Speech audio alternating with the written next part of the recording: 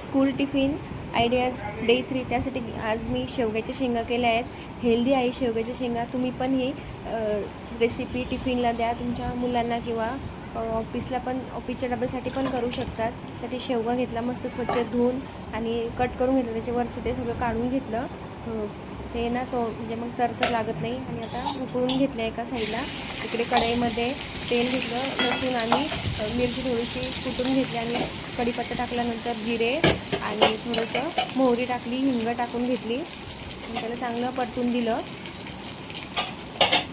आणि एक टोमॅटो आणि 2 कांदे घेतले, ते मस्त बारीक कापून घ्यायचे आणि नंतर याच्यामध्ये टाकून घ्यायचे. हे मसाला परतला की थोडंसं तेलात चांगलं परतून द्यायचं.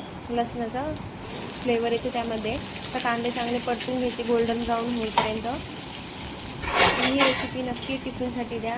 लहान मुलांना पण आवडेल, मोठ्यांना पण आवडेल आणि हेल्दी पण आहे. नक्की ट्राय करा. सोबत मी दिले होते. मस्त कांदा परतून घेतला, नंतर टोमॅटो टाकून घ्यायचा. टोमॅटो पण 2-3 मिनटं शिजवून घ्यायचा. नंतर आपले मसाले टाकायचे. मसाल्यामध्ये मिरची पावडर, हळद, धने पावडर, गरम मसाला आणि थोडंसं कांदा लसूण मसाला टाकायचा.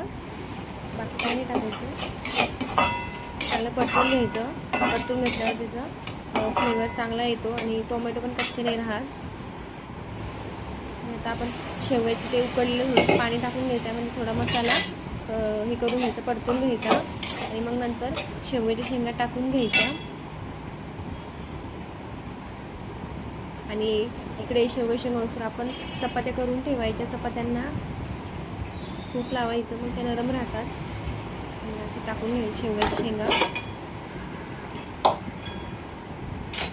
परतून घ्या शेवग्याच्या शेंगा मसाल्यांमध्ये. आणि मी शेंगदाणे टाकणार आहे. तुम्हाला नाही आवडले तर टाकले तरी चालेल, पण शेंगदाण्याचं कूट मात्र नक्की टाका, त्याने अजून भारी लागते टेस्ट.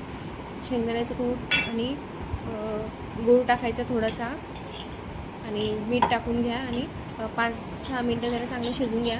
लवकर होती ही रेसिपी, 15 मिनटात होऊन जाते आणि झटपट होऊन जाते टिफिनसाठी. तुम्ही पण नक्की ट्राय करा. आवडली रेसिपी तर सबस्क्राईब करा आणि लाईक करा आणि कमेंट करा. अजून तुम्हाला रेसिपीज हव्या असेल तर कमेंट करून सांगा. शेंगदाण्याचं कूट टाकून घेतलं, तर मीठ टाकून घेतलं आणि मस्त त्याला शिजवून घेतलं आणि नंतर वरून कोथिंबीर टाकून टिफिनमध्ये पॅक करून घ्यायची.